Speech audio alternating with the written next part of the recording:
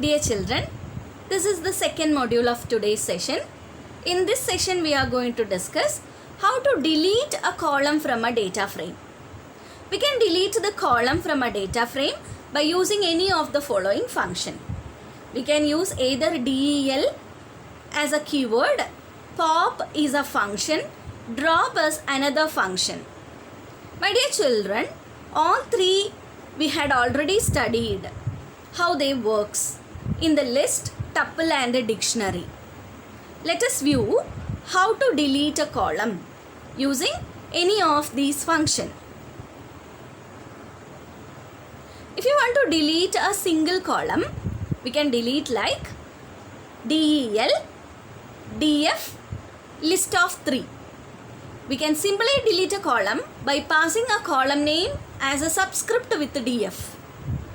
My dear children, when I am applying that, the output won't display the last column because I had deleted list 3. That is the third column I had deleted. Look at the next one. Def pop 2. We can simply delete a column by passing a column name in pop method. Here, look at the example output. Again, the second column deleted. Look at the next one. How to delete a column using drop function. Here, I had created a series with values 10, 20, 30 and 40. And I am giving a column name for the same, that is list 1. And list 2 is 40. So all the values, corresponding values will be 40. And I am trying to delete a particular column, that is df1, and I am assigning that df to df1, another data frame. So what happens here? df.drop list 2 comma access 1. Access 1 means delete data column wise. And you can also use drop. Here what we are using? Index we are using.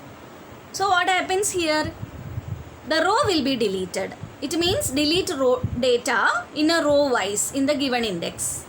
That is, the interpreter will delete the row values in the second and the third index. My dear children, and we are trying to print the df and df1, df2 after deletion. Let us check what will be the output. We will get the first df as the original one. After deletion, the second column deletion, we will get list 1. Then after deletion, row deletion happens. 2 and 3rd index will be, second and 3rd index will be deleted by the interpreter. My dear children, once again I will show you the program. First we are trying to create a series. Then we are giving that object to create a data frame. Then what happens? Giving a column lst1, that is giving a new column name, and lst2 is the new column creation. And first step, that is df1 equal df.drop. Here we are trying to delete a row in a column wise. Sorry, a data frame in a column wise. So what happens? What we have to give? Only the column name along with the axis 1. Axis 1 represents what? Data in a column wise. Delete the data in a column wise. Similarly, axis 0 that we already studied in a row wise. So in this case, in the second df2, in that case, we must pass the index, that is the row index 2 and 3. That is why in the output, it is given as deleted rows. So my dear children, please be aware about how to use delete, del as a keyword, that is for only applying or only deleting one column. And pop is again the same function happens, deleting one column.